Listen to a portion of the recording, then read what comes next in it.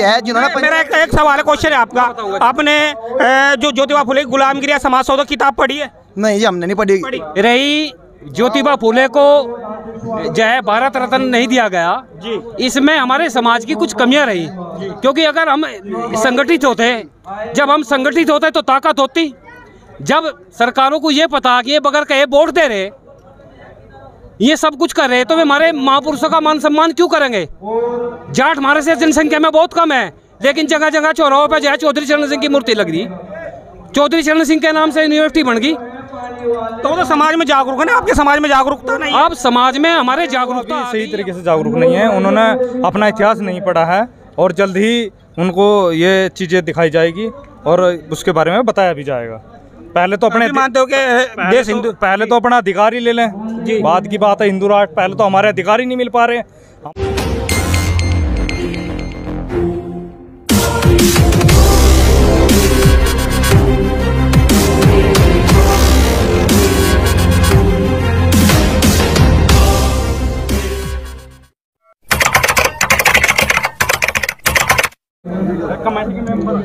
युवा सैनिक सम्मेलन का समापन होने जा रहा है और जिला मुजफ्फरनगर के कस्बा शाहपुर में मैं मौजूद हूं और लगातार सैनिक समाज जागरूक होता जा रहा है। यह महान ज्योतिबा फुले के वंशज है जो भारत में 1848 में पहला विद्यालय खोला था और विलंबना इस सिस्टम की, इस सरकार की अभी तक है कि उनको भारत रत्न भी नहीं दिया।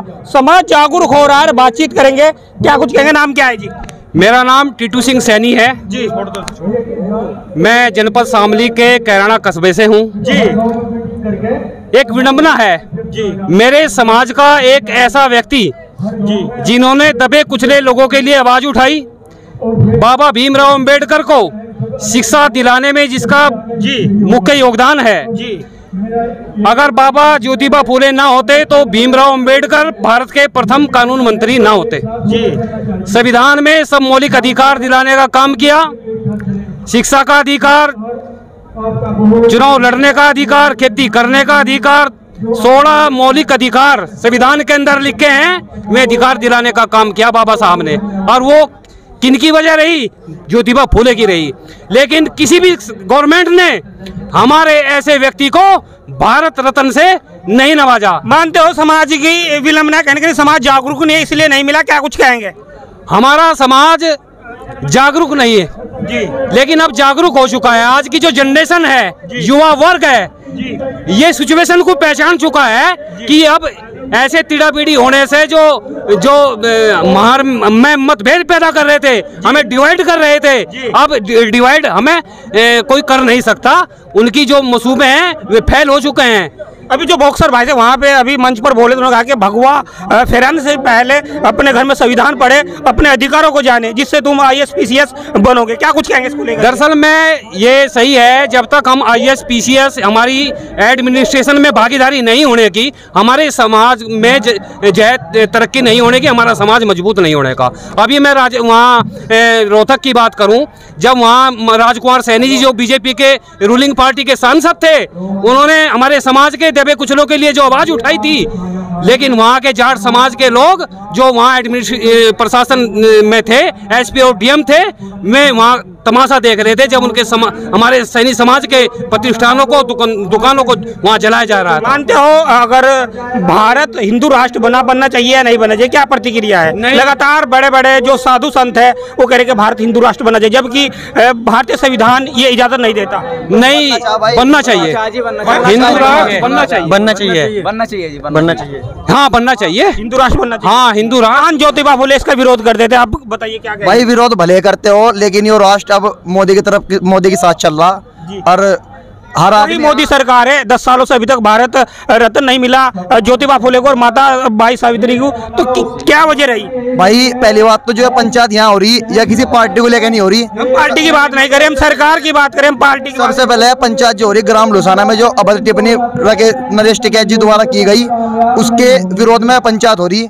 और दूसरी चीज ये है, हमारा समाज जो इकट्ठा हो रहा है आज, ये सारे नवयुवक ही है जिन्होंने। मेरा एक सवाल है, क्वेश्चन है आपका, आपने जो ज्योतिबा फुले की गुलामगिरी या समाज सौदा किताब पढ़ी है? नहीं, हमने नहीं पढ़ी। ज्योतिबा फुले को जो है भारत रत्न नहीं दिया गया जी, इसमें हमारे समाज की कुछ कमियां रही, क्योंकि अगर हम संगठित होते, जब हम संगठित होते तो ताकत होती। जब सरकारों को ये पता कि ये बगैर कहे वोट दे रहे, ये सब कुछ कर रहे, तो वे हमारे महापुरुषों का मान सम्मान क्यों करेंगे? जाट हमारे से जनसंख्या में बहुत कम है, लेकिन जगह जगह चौराहों पर जो है चौधरी चरण सिंह की मूर्ति लग रही। चौधरी चरण सिंह के नाम से यूनिवर्सिटी बन गई। तो समाज में जागरूक है ना, आपके समाज में जागरूकता नहीं? अब समाज में हमारे जागरूकता आ गई, हमारा जो युवा साथी है वो जाग चुका है। अब ये परिवर्तन आ चुका है हमारे समाज के अंदर, हम एकजुट हो चुके हैं और ये ताकत बन चुकी है। अब हम डिस्पोजल गिलास नहीं रहे कि किसी ने भी उसमें पानी पीकर हमें फेंक दिया। हम राजनीति करना जानते हैं, हम पढ़े लिखे भी हैं, हम कड़े हुए भी हैं। चलिए, बातचीत करने के लिए बहुत बहुत धन्यवाद। तेज प्रताप सैनी है जो हरिद्वार से पहुंचे हैं, यहाँ पर सैनी महासभा में पहुंचे हैं। देखिए, सभी युवा वर्ग हरिद्वार से हो, सहारनपुर से हो या हरियाणा से हो, सभी यहाँ पे युवाओं ने अपना योगदान दिया है और आने वाले समय में जल्द ही हमारा युवा जागरूक होगा। और रही बात हिंदू राष्ट्र की, हमारे युवा भी सही तरीके से जागरूक नहीं है, उन्होंने अपना इतिहास नहीं पढ़ा है और जल्द ही उनको ये चीज़ें दिखाई जाएगी और उसके बारे में बताया भी जाएगा। पहले तो अपने मानते हो कि देश हिंदू, पहले तो अपना अधिकार ही ले लें, बाद की बात है हिंदू राष्ट्र। पहले तो हमारे अधिकार ही नहीं मिल पा रहे। हमारे राष्ट्रपिता ज्योतिबा फुले जी है, जिन्होंने समाज सुधारक रहे, इतना समाज के लिए कार्य किया उन लोगों ने, उन्हें राष्ट्रपति जो सम्मान मिलना चाहिए, राष्ट्रपति पुरस्कार, वो आज तक नहीं मिला। क्या बात करें अब इनके बारे में? सरकार हमारे समाज को लगातार अनदेखी कर रही है, लगातार युवाओं को भटकाया जा रहा है। चाहे किसी भी मुद्दे पर हो, कोई ना कोई आए दिन टिप्पणी करता है, चाहे वो बहुजन समाज पे हो, चाहे अन्य समाज पे हो, कहीं ना कहीं टारगेट किया जा रहा है। आपने देखा हो हाल फिलहाल हरियाणा में, आप मुजफ्फरनगर देख लीजिए, लगातार टारगेट किया जा रहा है सैनी समाज को और इसमें युवाओं में बहुत रोष है। उसी के लिए ये जागरूक रैली की गई और ये महापंचायत की गई। चलिए, बातचीत करने के लिए बहुत बहुत धन्यवाद। आप क्या सोचते हैं वीडियो के संबंध में कमेंट बॉक्स में अपनी प्रतिक्रिया जरूर दें। धन्यवाद।